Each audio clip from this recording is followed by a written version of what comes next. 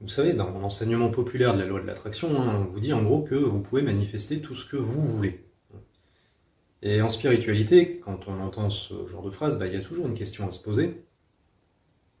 Vous pouvez manifester tout ce que vous voulez. Bon, ok. Mais de quel vous on est en train de parler? Du film qu'on se fait dans notre tête à propos de nous-mêmes ou de la conscience qui est cachée par le film, justement? L'ego ou l'âme? Alors dit comme ça, vous allez tous me dire, l'âme, c'est évident. Oui, ça paraît évident effectivement que si l'effet miroir a pour fonction de refléter qui on est, il ne va pas renvoyer un reflet qui permettrait d'alimenter un mensonge vis-à-vis de nous-mêmes. Et donc il ne va pas forcément s'adapter à tous nos désirs égotiques. Mais ça, mine de rien, ça a plein d'implications. Déjà, ça induit que si c'est possible de commander la loi de l'attraction, il faut accéder au vrai nous. Pour accéder au vrai nous, il faut d'abord se débarrasser du faux nous. Et se débarrasser du faux nous, du point de vue de l'ego, ça équivaut à se tuer soi-même. Le terme est fort, mais psychologiquement parlant, ça revient à ça. L'ego, lui, il le perçoit comme ça. Et à l'époque où je commençais à entendre parler de la loi de l'attraction, parmi tous les enseignements grand public qui ont été mis sur mon chemin, je me souviens pas être tombé sur un mode d'emploi de la loi de l'attraction qui indiquait que la première étape pour s'en servir, c'était de faire le deuil de soi-même. Les contenus mainstream sur lesquels j'étais tombé ne supposaient aucune introspection ni aucune remise en question préalable des illusions qu'on peut avoir vis-à-vis de nous-mêmes. Au contraire, ils partaient du principe qu'à travers la loi de l'attraction, on allait pouvoir donner vie à toutes nos illusions, quelque part.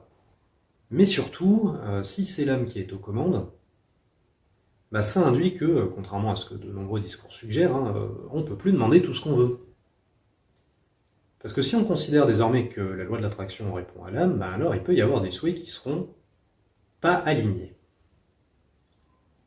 Vous savez, je suis sûr que ça vous est tous arrivé de consulter un médium quelconque, et que celui-ci, par rapport à une décision, un événement ou autre, qu'à un moment donné, il vous dise c'est pas du tout aligné ça.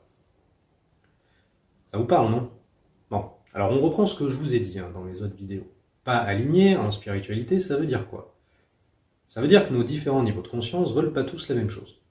Et forcément, si toutes les parties de nous-mêmes veulent pas la même chose, ça crée des conflits et on manifeste pas aussi bien puisqu'on part un peu dans tous les sens. Parmi nos niveaux de conscience, on a le corps. Bon, lui en général, il fait ce qu'on lui demande de faire, il va où on lui dit d'aller, c'est pas lui qui est en défiance. Ensuite, on a l'âme, qui est, simplement, elle est comme elle est, il n'y a pas à l'altérer, on n'en a pas la possibilité de toute façon. Et enfin, il y a l'esprit, l'esprit psychique, qui lui peut souhaiter aller ailleurs que dans la direction que l'âme lui suggère. Donc c'est toujours lui qui peut être en défiance par rapport à l'âme. Donc quand on dit qu'un événement ou qu'une décision n'est pas alignée, c'est que cette décision, elle n'a pas été prise ou que cet événement, il n'a pas été provoqué en suivant l'aspiration suggérée par l'âme. Oui, parce que l'âme suggère à l'esprit, mais elle n'impose pas. Et donc, vis-à-vis de la loi de l'attraction, on peut avoir des désirs et des souhaits qui ne sont pas alignés avec l'âme. Auquel cas, le souhait en question ne se manifestera pas, ou alors il se manifestera, mais ce ne sera pas soutenable dans le temps, et ça ne se fera pas sans complication, ce sera un cadeau empoisonné en quelque sorte. Et ça, c'est un mécanisme qui n'est pas forcément évoqué dans l'enseignement mainstream de la loi de l'attraction. Dans ce genre d'enseignement, au contraire, on part du principe qu'absolument tout est réalisable. Et en ce qui concerne le fait que ça puisse être en contradiction avec le plan de l'âme, en fait, ces enseignements résolvent le problème tout simplement en faisant comme si l'âme n'existait pas. Je ne sais pas si vous avez remarqué, mais en fait l'âme est complètement absente de l'équation dans ces courants-là. Seules les pensées existent. Et du coup, c'est à elles qu'on attribue les commandes de la loi de l'attraction, qui ne reste plus que ça.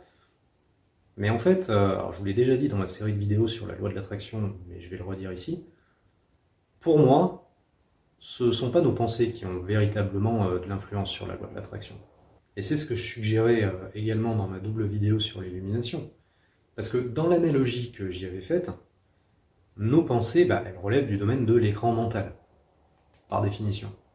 Et c'est quand on prend du recul par rapport à cet écran qu'on accède à quelque chose de plus haut, c'est-à-dire à notre âme, à la plus haute dimension de notre être, qui, elle, est la source, selon moi, de notre pouvoir de manifestation. Nos pensées, en revanche, alors comme je vous l'avais dit dans ma vidéo sur l'âme, elles font un peu office de pont entre l'âme et la réalité manifestée, et elles ont la puissance nécessaire pour bloquer l'expression de notre âme dans le monde. Elles sont assez puissantes pour ça, et donc quelque part, c'est binaire.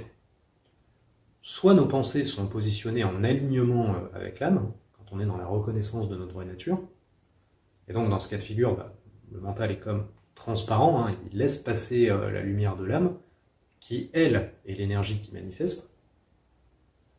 Soit nos pensées sont positionnées en inversion, en quelque sorte, par rapport à l'âme, auquel cas, en lieu et place de toutes les parties de notre être qui sont bloquées, là on va avoir la présence d'une personnalité alternative et inventée, l'ego donc, qui dans ce cas de figure bloque le rayonnement de l'âme et perturbe la manifestation de notre plus haut niveau de conscience dans la matière. Et donc vu sous cet angle, en fait non, nos pensées n'ont aucun pouvoir créateur direct. C'est notre âme qui a un vrai pouvoir créateur, et nos pensées peuvent soit la laisser s'exprimer, soit en bloquer l'expression. Donc vu comme ça, nos pensées, alors, elles peuvent avoir un impact indirect sur notre pouvoir de manifestation, pas en tant que pouvoir créateur, mais davantage en tant que pouvoir destructeur, en fait. Dans l'enseignement courant de la loi de l'attraction, on fait comme si nos pensées étaient le moteur ou l'accélérateur de la loi de l'attraction, alors que de ce point de vue-là, elles jouent le rôle du frein. Donc on est sur un changement de paradigme complet quand on présente les choses comme ça.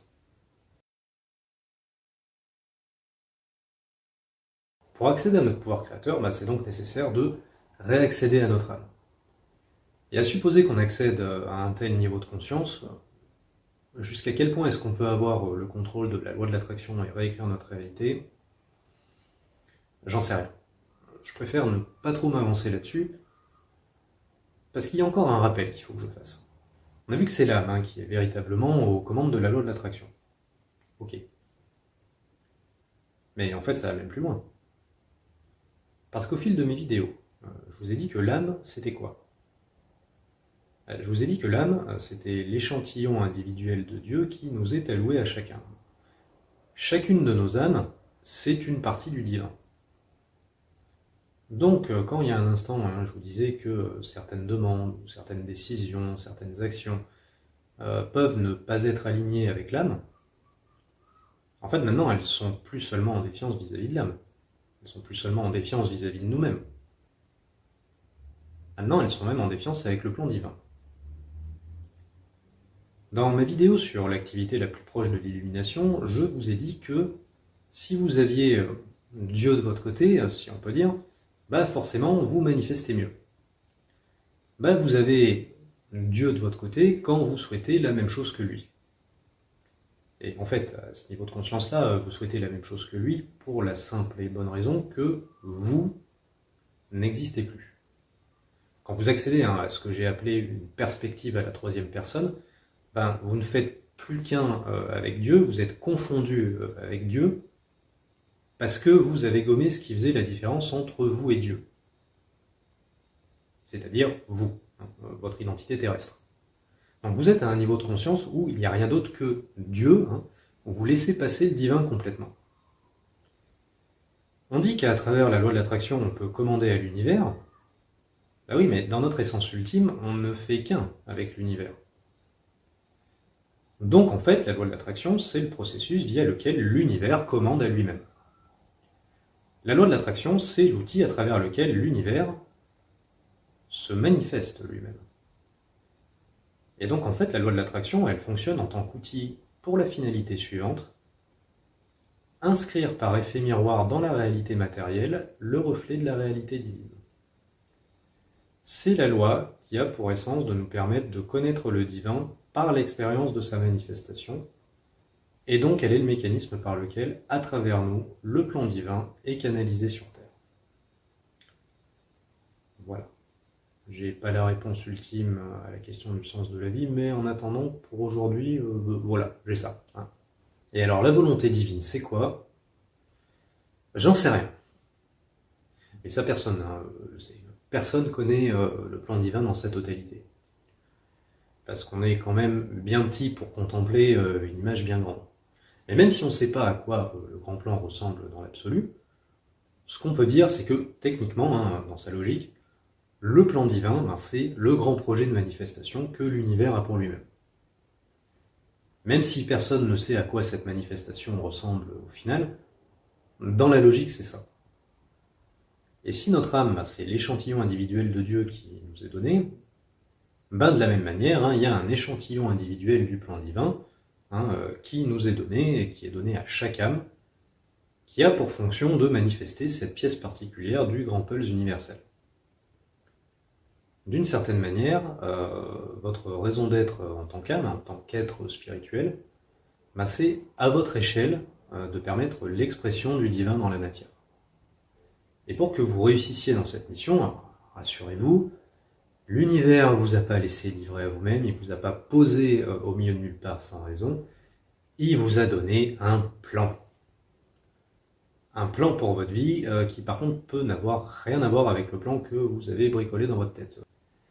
Et ce plan, qui en plus se déroule tout seul quand vous le suivez, bah, c'est ce qu'on appelle le chemin de vie. Votre chemin de vie, c'est l'échantillon du grand plan de l'univers qui vous concerne, vous. Bon, et donc après, la somme de tous les chemins de vie de tout le monde, bah, c'est ce qui donne le plan divin complet. Et votre chemin de vie, il est ponctué par quoi? Il est ponctué par des portails. Tiens, ça faisait longtemps que je vous en avais pas parlé. Et les portails, alors si vous suivez ma chaîne, bah, vous savez déjà ce que c'est. Et vous savez notamment qu'à ces portails, à ces moments de choix décisifs, si vous faites le choix de vous éloigner de votre véritable chemin, si vous faites des choix qui ne sont pas alignés avec votre âme, si vous faites des choix qui ne sont pas basés sur une reconnaissance du vrai vous, ben vous prenez des foudres. C'est-à-dire que vous subissez un effet miroir douloureux que l'univers vous impose, pour vous guider vers la connaissance de vous-même, comme on disait tout à l'heure. Au passage, quand ça vous arrive, et ceux qui ont traversé une nuit noire de l'âme le savent particulièrement, la pensée positive, vous ne pouvez pas la tenir.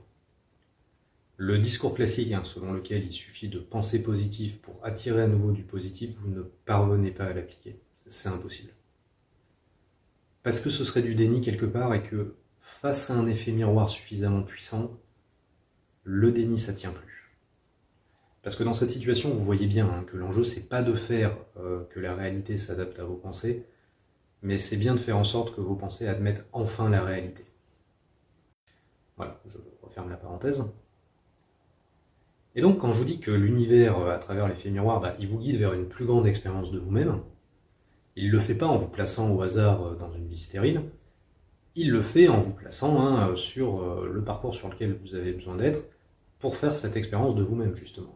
Avec les bonnes personnes, les bonnes expériences de vie et les bonnes opportunités pour que cette introspection puisse se faire. Parce qu'à travers son grand plan universel, l'univers il s'assure que vous canalisiez son image dans la matière. Mais encore une fois, l'univers ou votre âme, c'est pareil. Donc si l'univers veut que la réalité matérielle le reflète complètement, il doit d'abord s'assurer que vous vous trouviez vous-même. Voilà, je commence à faire des allers-retours là dans mes raisonnements, mais bon, du coup vous voyez, tout va ensemble. Et alors, le concept du chemin de vie, c'est ce qui détermine la direction de votre vie individuelle. Et si le sens de votre vie personnelle se trouve inscrit dans votre chemin de vie, ça paraît raisonnable de penser que la loi de l'attraction elle est faite pour fonctionner en cohérence avec ce sens naturel. Et c'est curieux quand j'y pense, parce que sur mon parcours, alors j'ai entendu beaucoup de gens parler de la loi de l'attraction, j'ai entendu beaucoup de gens parler du chemin de vie, mais j'ai jamais entendu personne parler de ces deux concepts ensemble, quasiment. C'est important pourtant, vous trouvez pas? Je sais pas. Je vous dis ça aujourd'hui parce que je trouve que c'est vraiment un grand paradoxe qu'on a dans beaucoup de discours spirituels. Et que personne semble voir. Je sais pas, j'ai l'impression que dans ce domaine, il y a plein de gens qui s'abreuvent de vidéos sur YouTube, entre autres, qui regarde une vidéo qui dit qu'on peut commander ce qu'on veut à l'univers par nos pensées, puis qui en regarde une qui dit qu'on choisit les grandes lignes de notre existence avant l'incarnation, puis qui en regarde une qui affirme que c'est nous qui commandons à l'univers et que sans notre intention, l'univers n'a aucune orientation, puis qui en regarde une qui dit que, attention, parce que depuis le dernier portail astrologique qu'on vient de passer, la source va nous obliger à travailler dans telle ou telle direction, parce qu'il faut qu'on dépasse ce genre de comportement, etc. J'ai l'impression qu'il y a plein de gens qui regardent beaucoup de vidéos et qui passent d'un message à l'autre, d'une école à l'autre, limite, j'ai envie de dire, et qui acquiescent face à ces deux messages de façon indifférenciée, sans que la contradiction leur pose problème. Moi, cette contradiction apparente, sur mon parcours d'éveil, elle m'a posé problème, franchement. Et je sais pas, maintenant qu'on le dit, je suis le seul que ça a perturbé, ou vous aussi? Parce que la prédestination induite par le chemin de vie et le libre arbitre induit par la loi de l'attraction, a priori ça s'oppose, c'est soit l'un soit l'autre, mais pas les deux ensemble. Ou alors, si les deux existent ensemble et que l'un n'exclut pas l'autre, alors il faut préciser comment ça s'articule, parce que c'est pas évident au premier abord. Et alors, comment ça s'articule? Comment on résout ce paradoxe? Comment on rend toutes ces informations cohérentes ensemble? Dans l'absolu, j'en sais rien. Après, pour apporter ma pierre à l'édifice, ce que j'ai constaté, mais qui n'est que mon point de vue et qui n'engage que moi, ce que j'ai constaté, c'est qu'on a un chemin de vie. Clairement. Et avoir un chemin de vie, c'est pas forcément incompatible avec l'existence de la loi de l'attraction, mais ça la cadre quand même pas mal, faut dire ce qui est. Quand je reconnais ça, le libre arbitre en prend un coup. Désolé pour ceux qui y tiennent. Comme on a vu, la loi de l'attraction, elle répondrait à notre âme. Ok. Pour actionner cette loi, il faudrait donc réaccéder à notre âme, réaccéder à notre essence spirituelle dans un premier temps. Et si on y arrive, notre âme, elle a le pouvoir de commander tout ce qu'elle veut à l'univers. Donc c'est génial. Et oui, c'est génial. C'est même tellement génial qu'elle l'a déjà fait. Avant l'incarnation. Avant l'incarnation, en tant qu'être spirituel, vous avez déjà choisi un cadre pour votre vie incarnée. Donc je me pose la question, si pour faire un choix différent, il faut que vous réaccédiez au niveau de conscience qui est à l'origine de ce choix, est-ce que vous ferez un choix différent de toute façon? Ou est-ce que juste vous accéderiez à la sagesse nécessaire pour enfin accepter ce choix qui a déjà été fait? À voir, mais c'est une vraie question et c'est pour ça que je préfère pas trop m'engager sur le point jusqu'auquel on peut changer notre vie à travers la loi de l'attraction, parce que voilà, selon moi, il y a un cadre. Et pour illustrer ça, alors je vais prendre un exemple au hasard, on peut imaginer que pour une raison quelconque, une âme choisisse de s'incarner sur cette planète avec pour mission d'âme, je sais pas, de s'investir dans la lutte contre la drogue, par exemple, imaginons. On va imaginer que ça va être une cause qui va lui tenir à cœur. Cette âme, du coup, elle va peut-être choisir de s'incarner dans la vie d'une personne ou sur le parcours, un frère ou une sœur va mourir d'une overdose, par exemple, ce qui va jouer sur sa détermination. Ou sur le parcours, ensuite, elle va avoir l'opportunité de s'engager dans un service où elle pourra agir sur cette problématique, que ce soit dans la police, ou dans le milieu médical, ou dans une association ou autre. Elle sera incarnée dans le corps d'une personne qui aura toutes les compétences physiques et intellectuelles nécessaires pour réaliser cette mission. Et si cette âme suit le chemin, tout le chemin va se dérouler très naturellement pour elle. Et si dans cette vie-là, elle entend parler à un moment donné de la loi de l'attraction, et qu'elle décide de l'utiliser consciemment, elle pourra pour tout ce qui rentre dans le cadre du chemin de vie, justement, pour tout ce qui ne sort pas du cadre et qui ne l'éloigne pas de sa mission divine. Mais par contre, si cette âme décide de ne pas suivre sa mission de vie et d'essayer de devenir footballeur ou footballeuse professionnelle à la place, là, ça va pas marcher. Parce que là, on sort du cadre. Là, on n'est plus sur une demande alignée, on n'est plus en accord avec le plan de route de l'âme, et par extension, on n'est plus en accord avec le plan divin. Et quand on est en défiance vis-à-vis du plan divin, non seulement on ne peut pas manifester dans cette direction, mais en plus on se prend des rappels à l'ordre. Bon après, si vous voulez aller plus loin, je vous renvoie à ma vidéo Comment faire un choix dans sa vie, où j'explique vraiment le mécanisme en détail. Et donc voilà, il y a un cadre, selon moi, pour la loi de l'attraction, dont il faut avoir conscience. Ce qui peut paraître très limitant, ou très rassurant selon comment on choisit de voir les choses. Très souvent, ce que beaucoup de gens trouvent beau et attirant dans la loi de l'attraction, c'est qu'elle nous permettrait, en théorie, d'être totalement libre et de faire ce qu'on veut. Dans l'approche que je vous suggère ici, en revanche, c'est pas le cas. Parce que j'ai envie de dire, il n'y a que quand on est tout seul qu'on peut vraiment faire tout ce qu'on veut. Si on n'est plus tout seul, là forcément, il y a des contraintes qui émergent. Si vous êtes tout seul sur une île déserte, vous faites absolument ce que vous voulez, c'est pas grave, vous êtes tout seul. Mais s'il y a ne serait-ce qu'une autre personne avec vous, là, vous faites plus ce que vous voulez, il y a des règles de vie en société qui s'appliquent. C'est un peu la même idée. Des fois, j'ai l'impression que beaucoup de discours nous présentent la loi de l'attraction un peu comme si on était tout seul dans l'univers, en quelque sorte. Et justement, c'est là que, personnellement, je trouve que réside toute l'élégance de la loi de l'attraction dans cette approche que je vous propose aujourd'hui. Ce que je trouve beau avec l'effet miroir, c'est que ce concept nous permet de vivre la vie en entretenant un dialogue perpétuel avec elle. L'effet miroir, c'est un peu bizarre ce que je vais dire, mais pas tant que ça. L'effet miroir, c'est le concept qui nous permet d'évoluer non pas dans une vie qui serait morte, inerte, stérile, mais bien dans une vie qui est vivante, qui est animée, qui réagit, qui nous répond. Une vie qui semble nous connaître mieux qu'on se connaît nous-mêmes en fin de compte, et qui a pour ambition de nous faire accéder à cette connaissance. L'effet miroir, c'est donc ce qui nous permet d'envisager notre rapport à la vie comme un véritable partenariat, et qui donc fait qu'on n'est jamais seul. Et qui nous renvoie en permanence à notre positionnement en tant que partie intégrante d'un ordre plus grand. Seulement voilà, naturellement, si on est connecté à quelque chose de plus grand, la contrepartie, c'est qu'il y a un alignement à respecter. Voilà les amis, ce que je pouvais vous dire sur la loi de l'attraction. Alors pour ceux qui suivent mes vidéos depuis longtemps, tout n'était pas nouveau, vous connaissez déjà un peu mon point de vue là-dessus. Mais un petit rappel de temps en temps, ça fait pas de mal. Alors j'ai bien conscience que dans cette vidéo, le mythe de la loi de l'attraction en a pris un coup, ça plaira certainement pas à tout le monde. Après, ce n'est que mon point de vue, qui n'engage que moi. Est-ce que j'ai raison? J'en sais rien. Peut-être que je me suis trompé, c'est toujours possible. Ceci dit, si c'est le cas, je trouve que tous ces éléments sont quand même étrangement cohérents entre eux.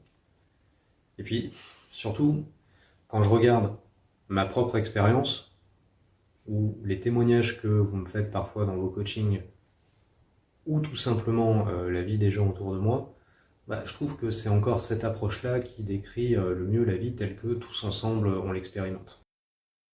En tout cas, que ça vous ait plu ou non, je suis sûr que toutes ces réflexions ne vous auront pas laissé insensible, et j'espère que ça vous aidera pour trouver les réponses qui sont les vôtres.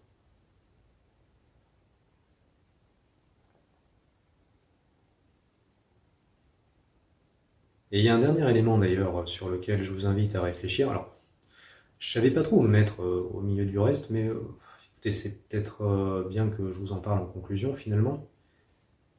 Cette approche alternative que j'ai visitée avec vous par rapport à l'approche traditionnelle de la loi de l'attraction, ça a peut-être contredit vos croyances par rapport à cette fameuse loi, mais ça a peut-être aussi mis à mal un autre concept auquel beaucoup de gens tiennent énormément, à savoir le contrôle.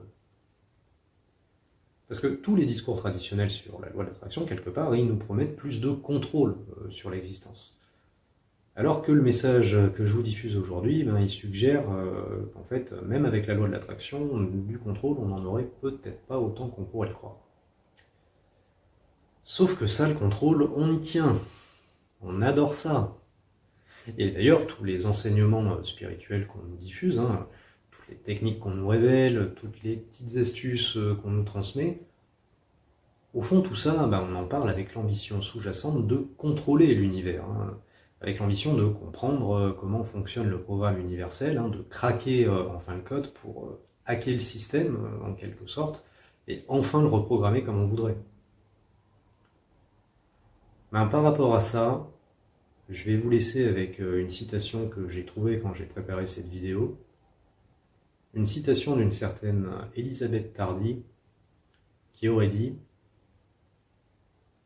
vous avez peur de perdre le contrôle, mais de toute façon, jusque-là, vous n'avez jamais eu le contrôle. Tout ce que vous avez eu, c'est de l'anxiété. Voilà, donc je plante une petite graine pour vos futures méditations. Sur ce, je vous remercie de votre attention, les amis, et je vous dis à bientôt. Paix et amour à vous tous.